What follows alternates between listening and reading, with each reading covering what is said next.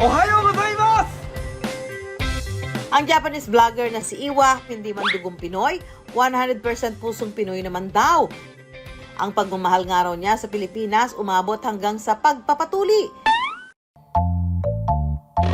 Yan ang trending prank video na ginawa ng kanyang mga kaibigang Hapon na si Rio at Hiro na umabot ng 10 million views. Kaya mo yan! Di ba halos lahat ng mga lalaki dito sa Pilipinas tuli? Pero sa Japan, spot kami! Yun, support nga yung mga Hapon. So inisip ko, since yung goal nila, they want to be a Filipino, di ba?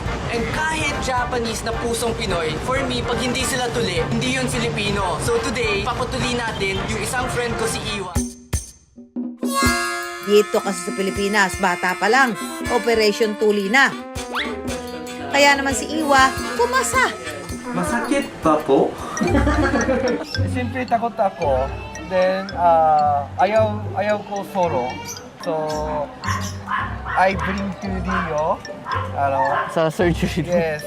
Then, hawak ng kamay. Like that talaga. Sakit! Yes. Siyempre masakit. Siyempre masakit talaga. Yung anesthesia. Madami, no? How many, Tusok. Tusok? Tatlo, apat. Yes. Ang dami! Pero still masakit talaga. Yes. Ngayon, si Iwa, proud tuli na. Pinoy na ako! Mabuhay ang bagong tuli! Kaya naman sa tulong ni Rio, sina Iwa at Hiro, lumipad papuntang Pilipinas para muling magsimula. Hindi ako scared kasi matagal ng friendship kasi Pagdating sa Pilipinas, from driver to instant vlogger, ang naging mission nga raw nila, Our content is Japanese becoming Filipino.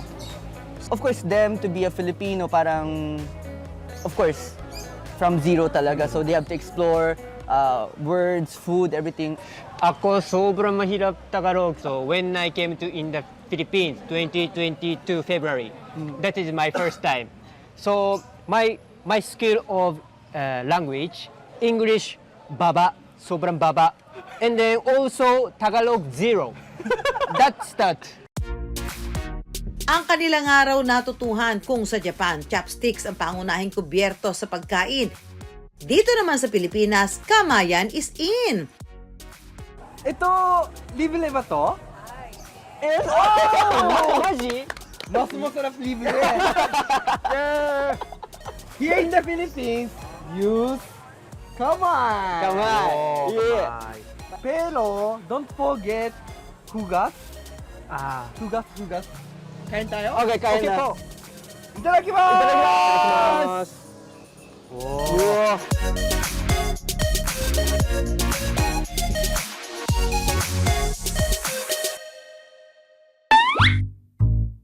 Kung sa Japan dapat magbow kung babati sa iba, lalo na sa nakatatanda. Sa Pilipinas, mano po lolo at lola. May mga pagkakaiba man, marami rin daw ang pagkakatulad. Kung sa Pilipinas, pag nakabangga ka ng ibang tao, sorry lang sapat na. Abay, ganoon din naman daw sa Japan.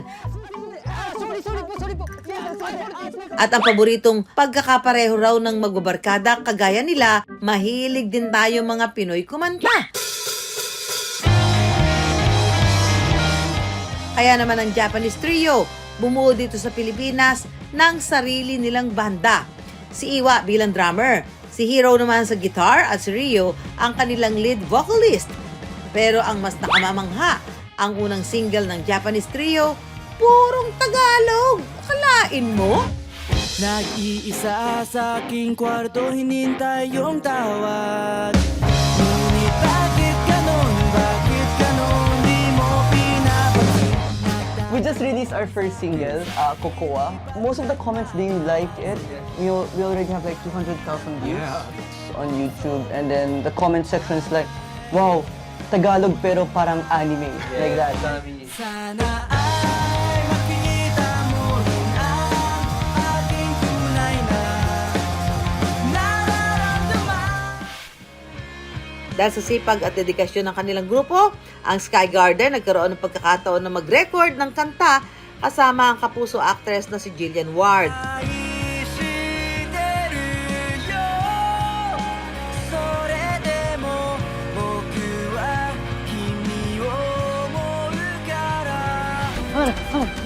Ang isa rin sa kanilang miyembro na si Ryo, naging parte naman ng hit series na Pulang Araw. Na baka mapahamak rin sa gaya ko. Kung gano'y, maghanap ako ng kares na mag-atid sa'yo.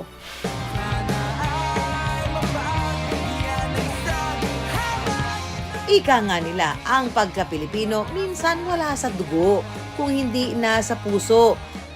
Gaya ni Rio, Hero at Iwa, na hindi man 100% dugong Pinoy, handa namang yakapin ang kultura ng bansang itinuring na nilang pangalawang tahanan. Ako'y totoong nagmamahal sa'yo.